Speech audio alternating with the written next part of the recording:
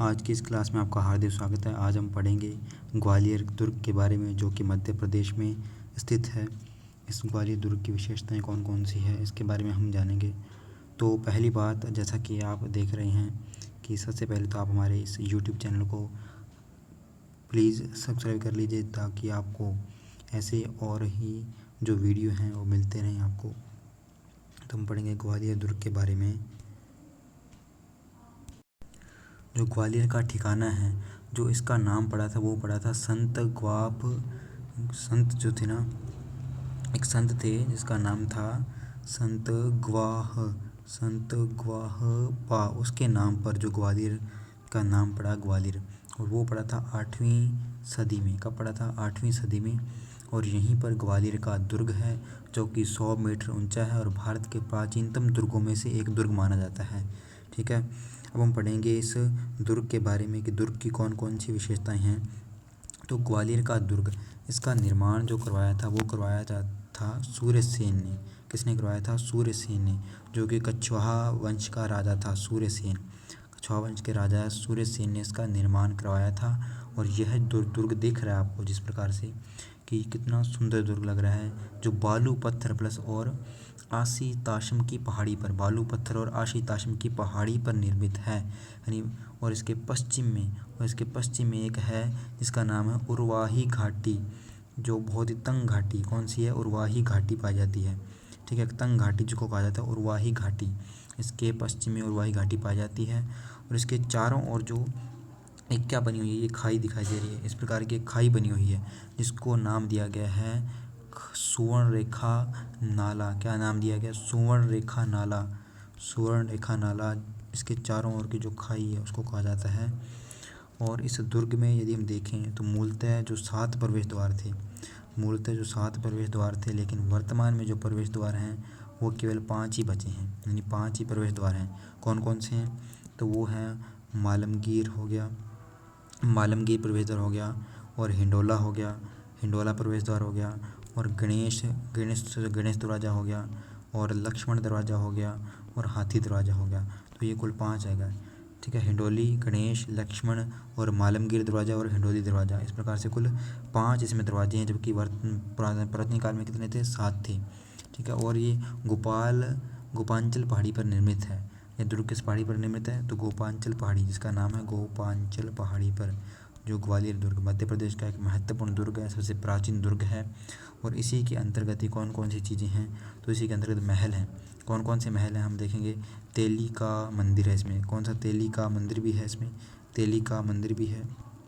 ठीक है, तेली का मंदिर है। सास बहू का मंदिर है। सास बहू का मंदिर भी इसी में है। सास बहू का जो मंदिर है वो भी किस दुर्ग में है? इसी दुर्ग में है।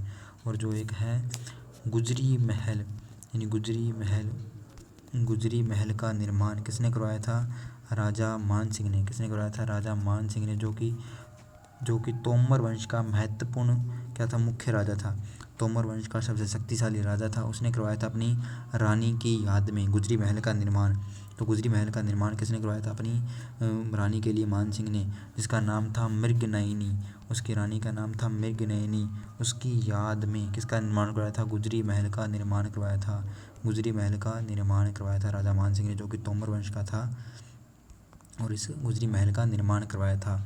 और इसी जो मानसिंह महल का निर्माण, मानसिंह महल भी है इसमें। जैसे हम देखें तो यहाँ पे मानसिंह महल, ये है मानसिंह महल तोमर जो राजवंश था उसका राजा था मानसिंह, जिसका कि बहुत बड़ा प्रभाव था ग्वालियर में, यानी बहुत जो फेमस राजा था वो था मानसिंह। ठीक है, उसने निर्माण करवाया मानसिंह महल का। और यहीं पर विक्रम मंदिर भी है इसके पास में। विक्रम मंदिर में, और यहाँ पर क्या होता था, यहाँ पर लोग इस मानसिंह मंदिर में बैठकर, जो यहाँ की महिलाएं होती थी इस दुर्ग में, जो भी जब राज चलता था यहाँ पर राजाओं का, तब वहाँ पर संगीत सीखा जाता था। यहाँ पर महिलाओं के द्वारा क्या सीखा जाता था? संगीत सीखा जाता था इस दुर्ग में बैठकर। तो इस महल में बैठकर, तो यदि हम देखें इसके इतिहास के बारे में, तो सबसे पहले यहाँ पर जो हिंदू राजवंश की स्थापना की गई सूर्यपाल के द्वारा। सूर्यपाल ने यहाँ पर किसकी स्थापना की? हिंदू राजवंश की स्थापना की। फिर इसके बाद यहाँ पर प्रतिहार वंश भी आया, प्रतिहार वंशों ने भी यहाँ पर क्या किया? शासन किया। फिर इसके बाद इल्तुतमिश भी आया। फिर फिर इसके बाद तोमर राजवंश जो कि शक्तिशाली राजवंश था। और फिर इसके बाद इस दुर्ग को जो विक्रमादित्य यानी मान सिंह का पुत्र विक्रमादित्य उसने भी इस पर अधिकार रखा 1518 तक। फिर इसके बाद इब्राहिम लोदी ने उसे छीन लिया इब्राहिम लोदी में। और फिर इसके बाद मुग़ल और फिर मराठों के बाद अंत में सिंधियों तक ये दुर्ग आधिपत्य में रहा। और यहाँ पर गुजरी महल में यदि हम देखें तो जो गुजरी महल है, गुजरी महल में क्या लगता है, यहाँ पर मान सिंह ने जो बनवाया था। यहाँ पर वृक्ष देवी की क्या है, शाल वृक्ष देवी का एक मंदिर भी है, शाल मंजिका जो वृक्ष देवी है उसका मंदिर भी है यहाँ पर गुजरी महल के पास ही। तो इस प्रकार इसमें 7 प्रवेश द्वार थे। और इसका निर्माण किसने करवाया था, और इस दुर्ग का जो आधुनिक निर्माता माना जाता है वो माना जाता है तोमूर सिंह को। किसको माना जाता है, तोमर राजवंश वही मान सिंह को माना जाता है इसका आधुनिक निर्माता। ठीक है। और वीर सिंह देव इस तोमर राजवंश का प्रथम राजा था। वीर सिंह देव ने तोमर राजवंश की नींव डाली थी, वीर सिंह देव।